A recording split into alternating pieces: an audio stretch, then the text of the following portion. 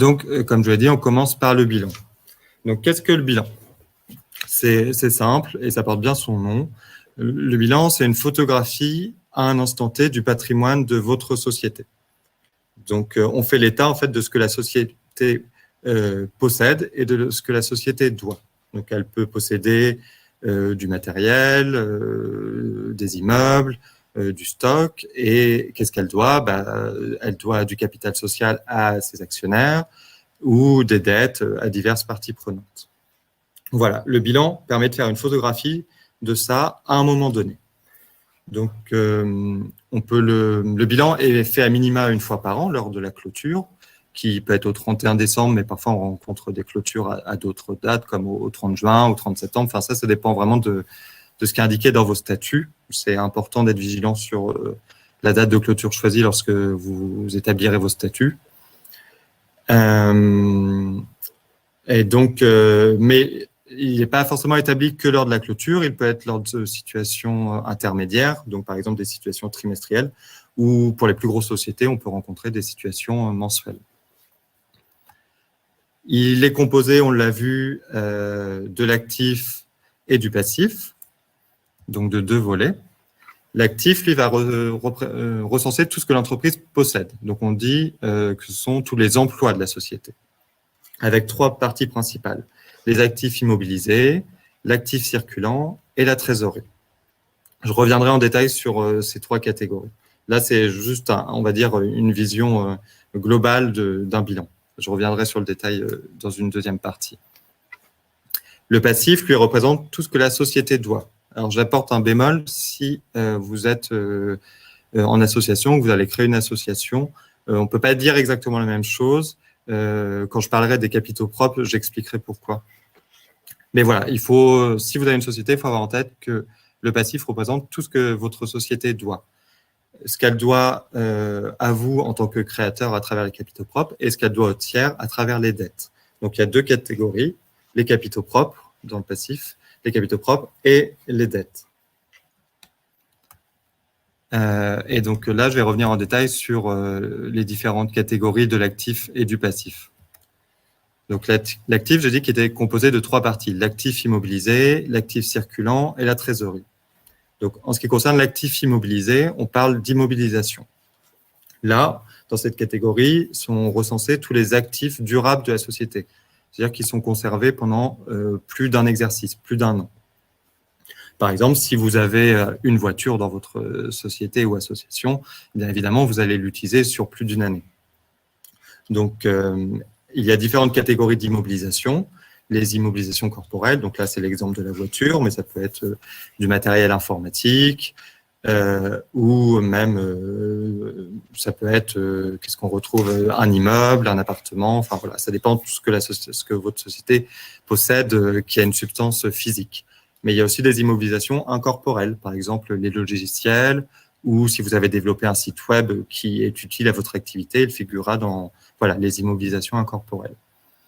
Et enfin, il y a des immobilisations financières, et elles, bon, c'est un peu moins courant, on retrouve ça dans les groupes, elles recensent toutes les participations dans des filiales. Donc voilà pour les immobilisations, des actifs conservés durablement pendant plus d'un exercice. L'actif circulant, lui, au contraire, représente les actifs qui sont consommés au cours de l'année suivante. Donc, par exemple, si vous avez des créances clients, donc des clients qui ne vous ont pas encore payé, eh bien, elles figureront dans l'actif circulant. Mais il y a aussi vos stocks qui ont une vocation à tourner et à être consommés régulièrement. Et il peut y avoir d'autres natures de créances, comme des créances fiscales. Si, par exemple, vous avez une dette envers l'administration d'impôts ou de TVA. Et parfois, il y a d'autres créances envers d'autres tiers. Et enfin, la trésorerie. Donc là, c'est simple, ce sont vos comptes bancaires, vos comptes épargne et si votre société a des valeurs mobilières. Une précision, ce sont les soldes positifs de trésorerie. Si vous avez un solde négatif, cela s'apparentera à un emprunt. Et donc, on l'a commencé à l'évoquer, les dettes elles figurent au passif. Donc là, à l'actif, la trésorerie, mais uniquement les soldes positifs de trésorerie.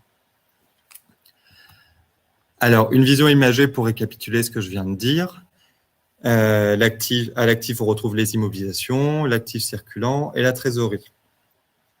Donc, ce récapitulatif a l'intérêt aussi de vous montrer la répartition, enfin la présentation exacte d'un actif. Quand vous aurez lirez des documents financiers, l'actif sera toujours présenté dans cet ordre-là. D'abord les immobilisations et à la fin la trésorerie.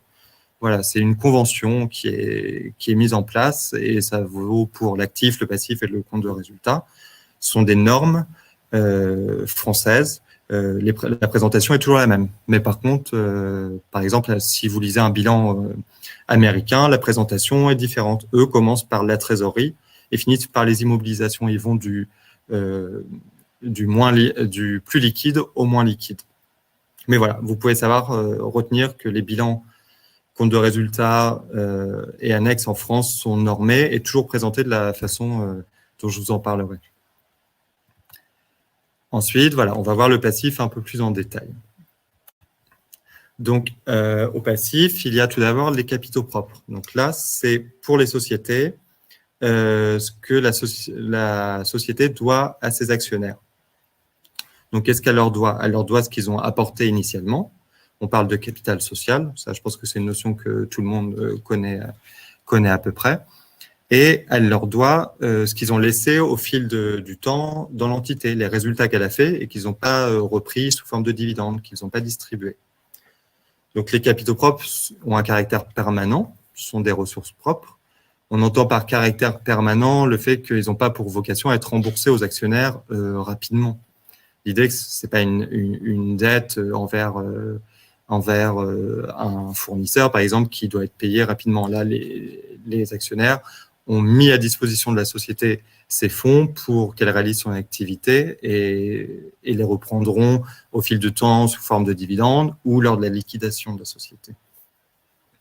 Alors, voilà la nuance entre association et société. En association, on parle pas de capitaux propres, mais de fonds propres. Et il y a un changement de vocabulaire parce que la différence est importante. Les fonds propres n'appartiennent pas au créateur de l'association. Une association n'a pas vraiment de propriétaire. Quelque part, elle appartient à la collectivité. Et donc, c'est en ça que, par exemple, si une association est liquidée, les fonds propres reviendront à une autre association de même nature. Ils ne seront pas redistribués au créateur de l'association. Donc voilà, c'est aussi peut-être une notion, si vous êtes en phase de réflexion sur quel type de structure à créer, c'est une notion qui peut faire la distinction dans votre choix de structure parce que, évidemment, le résultat n'est pas du tout le même. Alors, les capitaux propres ont des sous-catégories. D'abord, le capital social. Donc là, je l'ai dit, c'est l'apport initial des associés. Ensuite, le bénéfice ou la perte de l'exercice. Et après, les réserves. Donc, les réserves, ce sont les fameux résultats non distribués des années précédentes. Ces trois, capital social, résultat de l'exercice et réserves, forment les capitaux propres. Il y a différentes catégories de réserves. Donc, comme elles figureront sur les états que vous lirez, je souhaitais vous en parler. Donc, il y a la réserve légale, qui, elle, représente toujours 10% du capital social. Donc, elle est obligatoire. Dès que l'entreprise réalise un bénéfice, il faut forcément l'affecter en une partie de ce bénéfice à la réserve légale, jusqu'à ce qu'elle représente 10% du capital social. Il y a des réserves statutaires. Donc là, c'est si vos statuts prévoient ce type de réserve. Ce n'est pas obligatoire que les statuts en prévoient. Et enfin, les réserves ordinaires qui, là, cumulent l'ensemble des résultats non distribués. Donc, les capitaux propres, c'était la première partie de l'actif. Dans la deuxième partie, on retrouve les dettes à long et à court terme. À long terme, ce sont les emprunts bancaires. Et à court terme, ce sont les dettes de la vie courante d'une société ou d'une association. Donc, les dettes envers ses fournisseurs, les dettes envers l'administration fiscale et les dettes sociales.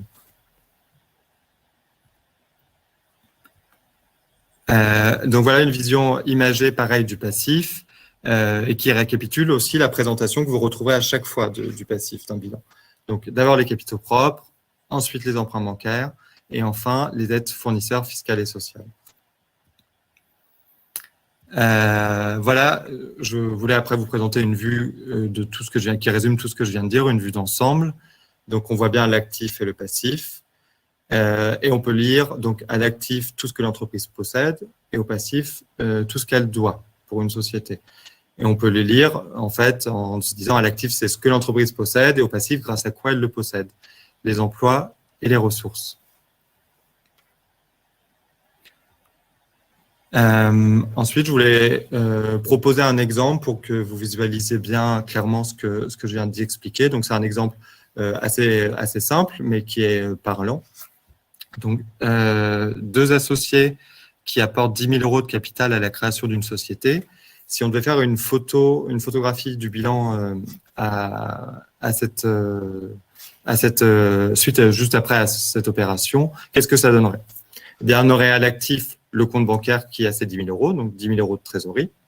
Et au passif, on aurait l'apport initial des associés, donc le capital social de 10 000 €. Cet exemple permet de constater que l'actif et le passif, si on faisait un total, sont équilibrés. On a 10 000 € à l'actif et au passif. Et ça, c'est à chaque fois, l'actif et le passif doivent toujours être équilibrés. C'est un indicateur de cohérence. Donc, si vous avez des états financiers à lire, etc., et que vous souhaitiez vérifier leur cohérence, commencez par vérifier que l'actif et le passif sont équilibrés. Si on prolonge cet exemple et que les deux associés contractent un emprunt de 5 000 € pour financer l'acquisition de matériel informatique, comment ça se traduirait dans le bilan? Eh bien, à l'actif, on aurait le matériel informatique, donc c'est une immobilisation, c'est l'entreprise possède ce matériel informatique, donc on le retrouve à l'actif. Et au passif, on aurait l'emprunt, la dette à long terme de la société. Et de nouveau, on constate que l'actif et le passif sont équilibrés. Il y a 15 000 € de total pour chacun de ces postes.